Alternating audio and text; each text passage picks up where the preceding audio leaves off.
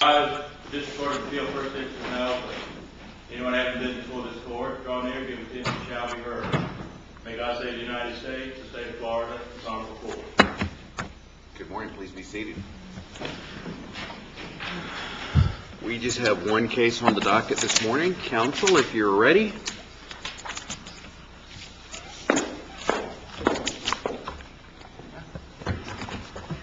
May it please the Court, my name is Tony Beaverde. I would like to save 4 minutes for rebuttal. I represent University of Miami as well as their servicing agent as it relates to a work-related injury. The claimant, Ms. West, had a work-related injury on October of 2005. She injured her right arm and her back. She was provided with care, and it was a compensable injury at all times. She was provided with a general physician and then recommended to an orthopedic surgeon. There's only two medical evidence that has been submitted before the judge of compensation claims. One is the orthopedic surgeon, and the other is a pain management physician. The orthopedic surgeon was the medical evidence that provided the competent substantial evidence for the underlying judge of compensation claims to make any and all determinations. First of all, on the issue before this court is the fact that the judge of compensation claims made a determination on two specific issues that were not before it. One was an orthopedic surgeon, and two was a plastic surgeon. At no time were petition for benefits, was a pretrial, or were the issues brought before the judge of compensation claims, or were the employer carrier put on notice that, in fact, those issues were to be tried at the final hearing. In fact, when in the middle of the final hearing, the claimant began to testify with reference to issues with reference to a plastic surgeon, the employer carrier objected, and the judge of compensation claims sustained those objections. There was no further testimony elicited with reference to that matter, and at the final merits order, the judge of compensation claims made a rendering with reference to authorizing a plastic surgeon. Again, according to prior case as well as the statute, if in fact the issue is not properly brought, there's not due process, and the judge of compensation claims cannot make a finding with reference to those issues, specifically the plastic surgeon as well as the orthopedic surgeon. A cite to the Village and Restaurant versus Aridi, as well as the Commercial Carrier Corp versus LaPont, and more recently this court in Specialty Risk Services versus Fleming indicated that wherein the issue is not brought up before a petition or pretrial or the consent of the parties, that the judge of compensation claims may not render a ruling and arrive at an award on those particular benefits. So those two benefits should not be a part of the award, and they were not processed correctly. The second issue deals with the fact of competent and substantial evidence, as well as the fact that there is no objective medical evidence for a major contributing cause as it relates to award of ongoing care for this particular claimant. There was substantial pre-existing documentation as it relates to the body parts in question. When Ms. West went to see Dr. Blinn, who is the authorized orthopedic surgeon, he asked her specifically with reference to pre-existing conditions or any problems she had with the areas in question. She denied it. Dr. Blinn in his deposition clearly indicated that he specifically remembered asking her. She specifically denied it. It was a part of his processes in order to ask those questions because of the obvious need to know with reference to pre-existing conditions. In his initial report, he indicated that she had a prior automobile accident, and he considered that germane, and if the employer carrier could obtain the prior medical records so he could have it for his file. He ordered immediately an objective test, an MRI, which within a month's time showed damage to the right shoulder. After he received all of the objective tests as well as the pre-existing documentation of the injury, he made a determination that there was only a mere aggravation of her pre-existing condition and she no longer needed any further care as it related to the work-related injury. As of August of 2006, he indicated that none of the care and what she needed had anything to do with the work-related injury, which was accepted as compensable initially and provided the appropriate care. Therefore, the employer carrier terminated all benefits with reference to ongoing medical care because the orthopedic surgeon, who was the physician with the most knowledge, and in fact the only other medical evidence of Dr. Suarez deferred to the orthopedic surgeon. The only reason that Dr. Suarez was authorized was based on the fact that the orthopedic surgeon had indicated in the meantime that she would be amenable to pain management and physical therapy as it related to the work-related injury. It is the position of the employer carrier that based on all of the medical evidence, especially the fact that Dr. Suarez deferred to an orthopedic surgeon, that Dr. Blinn, as the only opinion as an orthopedic surgeon, and that which is most appropriate, according to all the medical evidence, to render an opinion with reference to the right shoulder and the cyst injury, is the only evidence that could be accepted by the court. It's uncontroverted that there was a pre-existing condition. In my reply brief, I listed 2 whole pages in which clearly indicated that there was pre-existing conditions with reference to the specific body parts in question. The judge did not refer, nor did he mention at all the pre-existing conditions in his order. Matter of fact, the first and initial order of the lower court didn't even mention the pre-existing or the accident before. He misquoted and indicated that the accident was after the work-related injury. Upon rehearing, he corrected it and said, yes, that there was an accident. It was before and it wasn't after. However, he didn't go into it all and didn't explain and didn't provide any type of logic or reasoning with any of the medical evidence.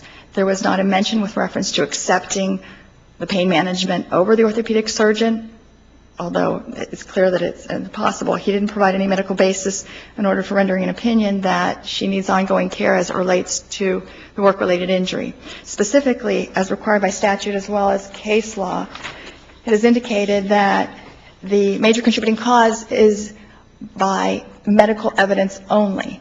And the only medical evidence, again, is Dr. Blinn, the orthopedic surgeon. He's board certified and he is authorized and accepted as an expert by both parties. He has indicated that, in fact, the right shoulder injury was only aggravated. She received the appropriate care. It reached baseline. She had a 0% with reference to the work-related injury, and she did not need ongoing care after that point in time. So the major contributing cause, according to his testimony, which was submitted to the court, is that the major contributing cause for any care after August of 2006 would be the pre-existing condition which she had, as shown by the objective findings in the MRI, taken 1 month after he saw her. So the only medical evidence which needs to be solicited for major contributing cause is that it is not with reference to the work-related injury. The judge of compensation claims in ordering that ongoing care be provided by the employer carrier is mistaken and, again, according to the case law, must be reversed. Specifically, the MRI indicated that there was a cyst. When asked in examination, Dr. Suarez, who was the pain management physician, when asked specifically if that cyst could be there only a month and a half after an accident, he indicated, that's a good question, I don't know. And again, deferred to the orthopedic surgeon.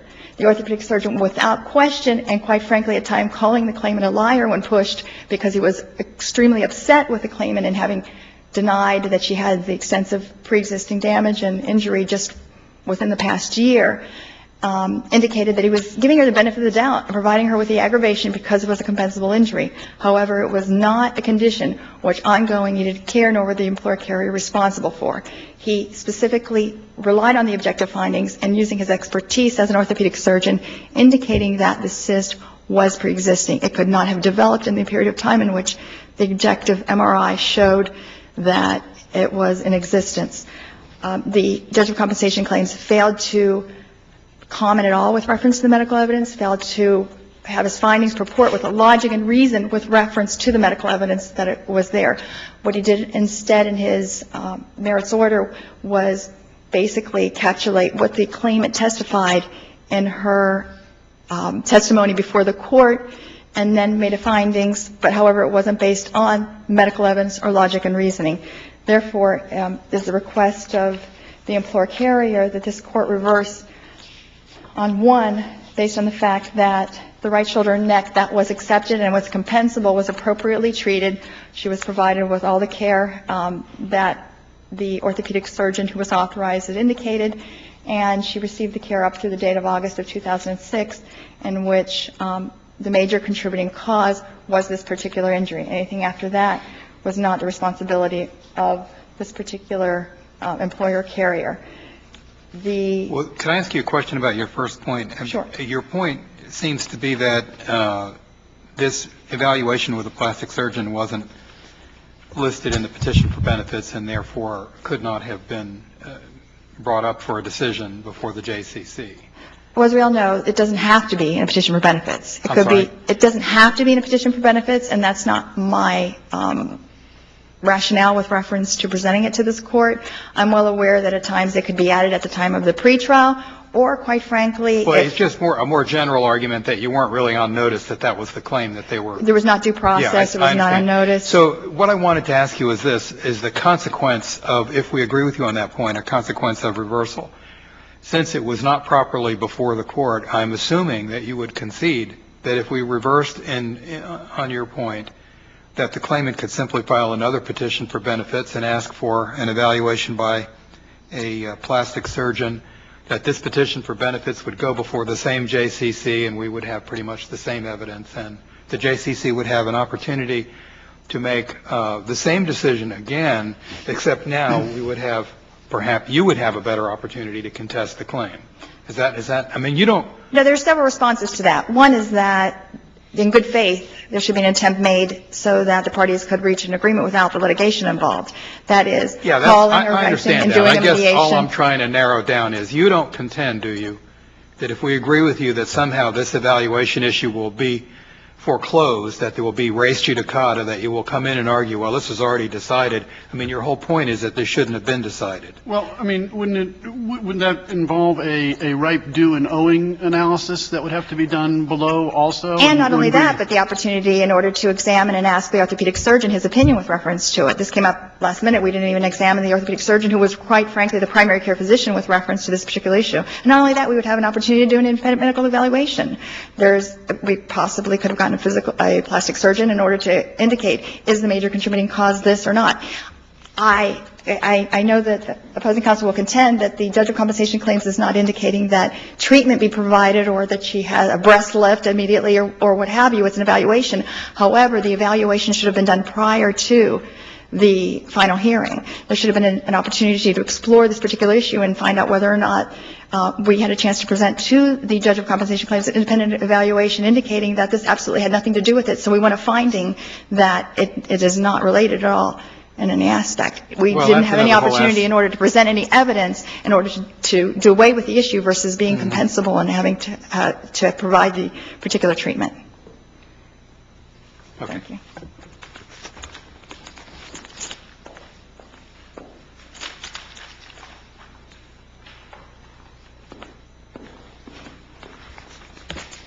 May it please the Court. I'm Edward Schroll, and I'm here on behalf of the appellee in this case. It's the position of the appellee that this is a competent substantial evidence case only. The JCC accepted the testimony of the claimant and accepted the testimony of the authorized treating doctor, Dr. Suarez, and entered an order in accordance with that testimony. Is it your position that you don't have to put in the petition for benefits or the pretrial stipulation or exactly what relief you're looking for? I mean, in other words, the statute provides basically an encouragement to avoid litigation. You ask, they respond within 30 days. They don't have to pay attorney's fees. They don't have to pay penalty. They can provide the requested care.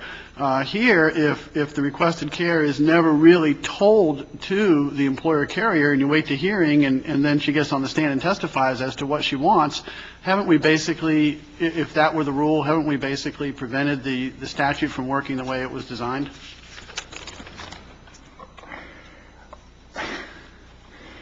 I agree with what you're saying, Your Honor. It is the obligation of the appellate to bring before this court a proper record of what occurred below. The statute requires that the appellate provide this court with the petition for benefits.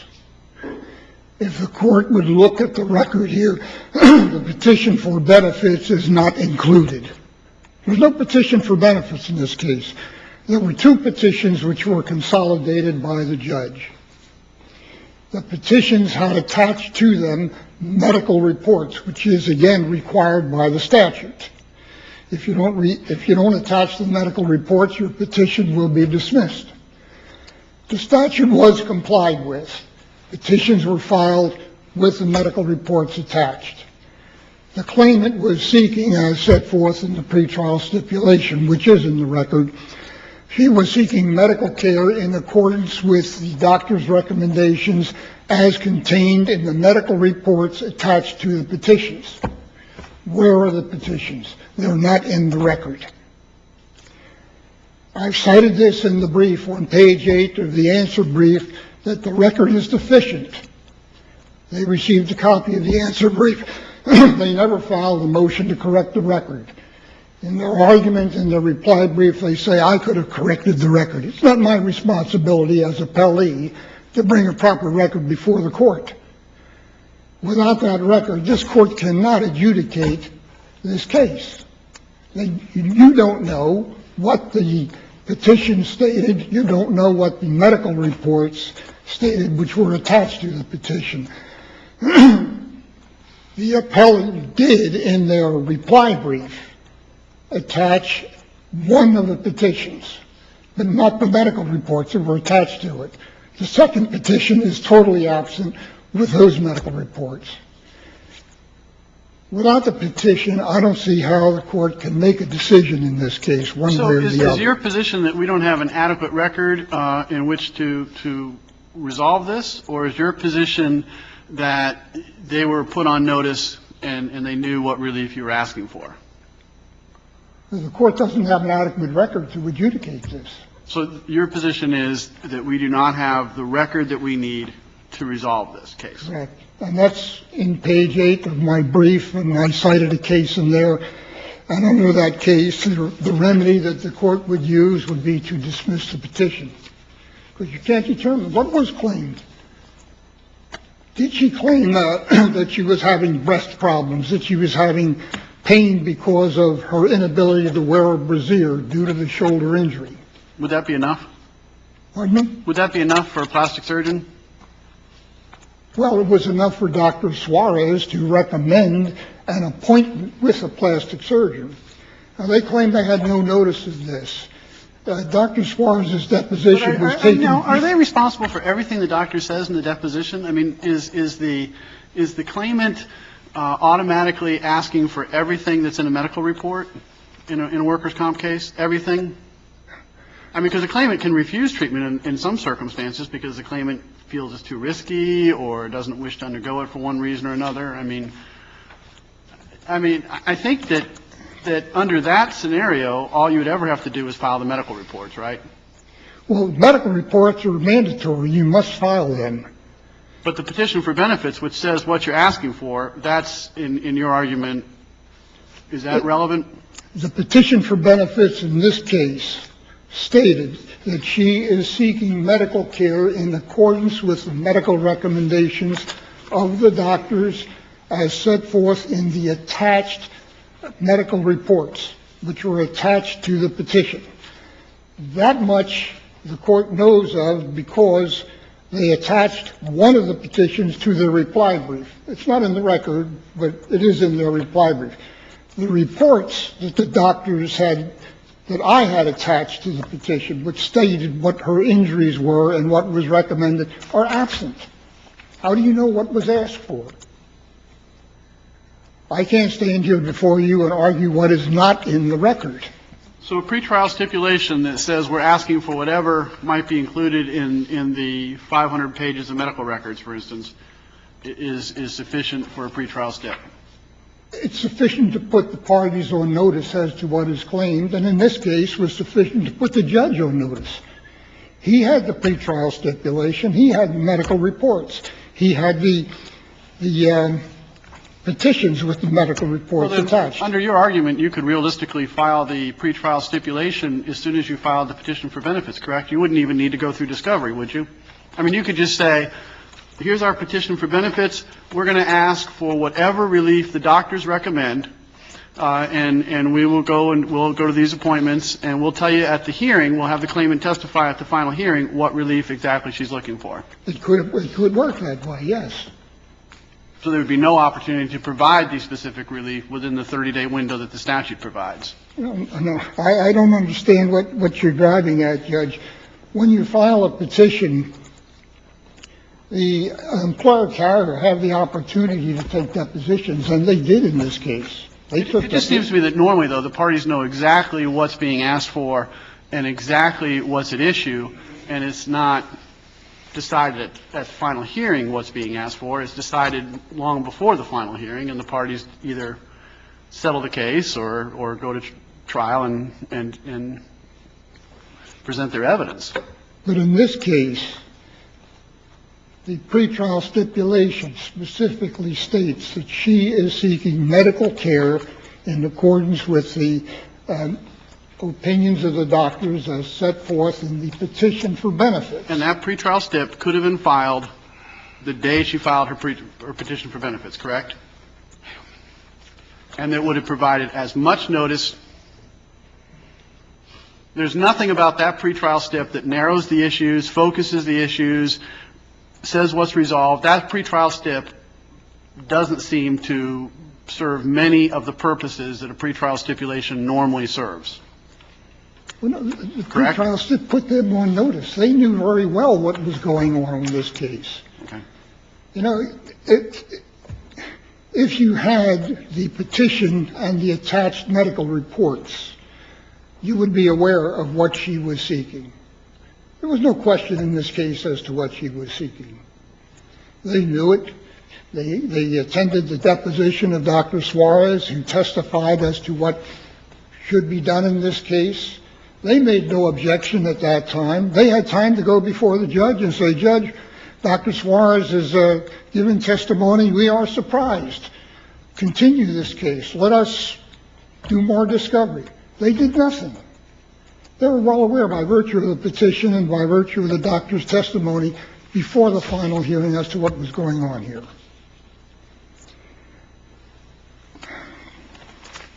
I'd like to address some of the other points regarding the judge's selection of Dr. Suarez over that of Dr. Blinn. The judge did not set forth in his order why he accepted one over the other, but the record, I think, is complete and sets forth the reasons. The judge accepted the opinions and testimony, or not the opinions, the testimony of the claimant. He believed her. He saw her testify. Dr. Suarez's opinions and testimony is consistent with that of the claimant. Dr. Blinn, if you look at his earlier reports, he was in agreement with Dr. Suarez as to what had happened to this woman. This woman has a torn rotator cuff of the right shoulder as a result of books falling on her. She has a cyst in the shoulder. She has right shoulder pain going down the arm. Dr. Blinn recognized this, and in Dr. Blinn's reports, he said this was all related, and he recommended treatment. Dr. Suarez was giving the treatment. An MRI showed that she had a growth in her throat. Dr. Blinn said that is not related, but the rest of it was related. This is in his reports. This woman had an automobile accident a little over a year before the industrial accident.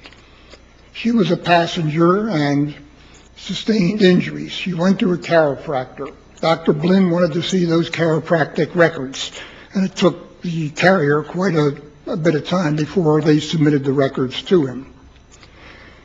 When he did see the records, he did a flip-flop. He said, nope, all of her problems come from the auto accident and not from the workers' compensation accident. On cross-examination, he was asked what his basis was for that. The records of the chiropractor are before the court. If you look at those records, there is no complaint in those records of the chiropractor that claimant was complaining of right shoulder pain going down the arm into the hand. There's no indication there that she had a rotator cuff tear in the right shoulder or that she had a ganglion cyst. In the record, there is a form that she filled out when she went to the chiropractor listing her injuries, the physical injuries from the automobile accident. And that's on page 169 of the record.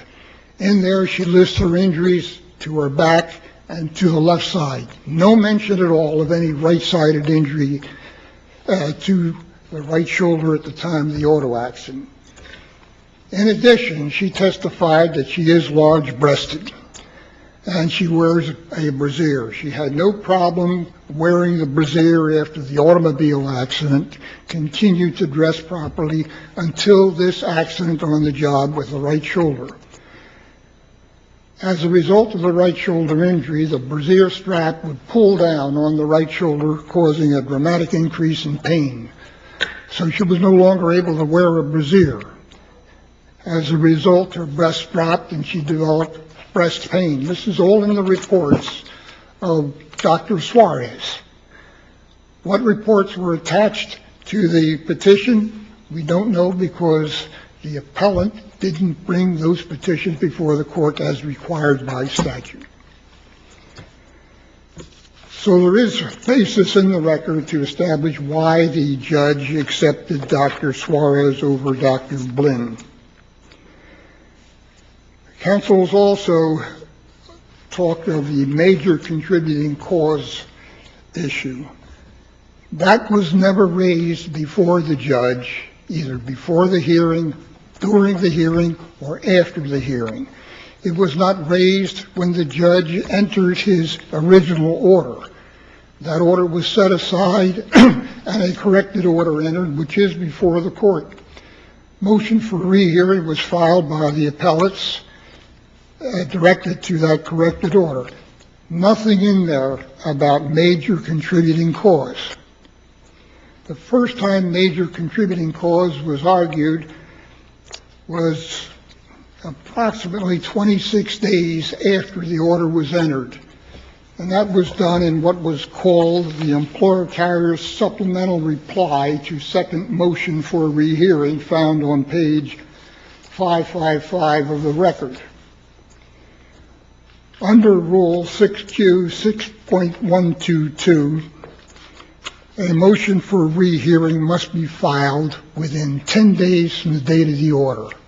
Nothing was filed here within 10 days regarding the major contributing cause. It was never brought up before the court, during hearing, after hearing, at any time. So there was no issue of major contributing cause, and if there was, it was not preserved for review by the court. The plastic surgeon argument, I think I've already gone over. As stated on page 8 of the brief, based on the lack of proper record, the court should affirm this case. Thank you. Thank you.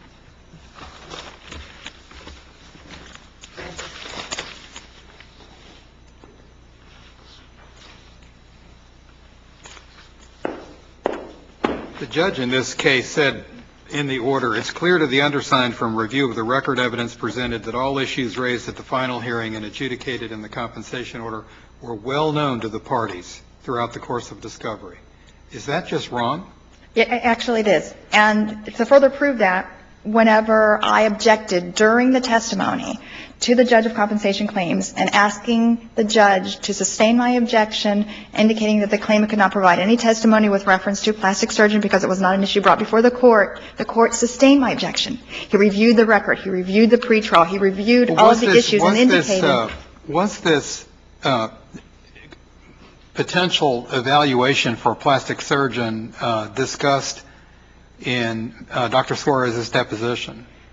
The deposition was taken in February of 2008. Yeah, but I'm asking you whether it was discussed in the deposition. It was discussed, a leading question with reference to whether or not that an evaluation by plastic surgeon would be reasonable. And he recommended that as part of the course of treatment, right?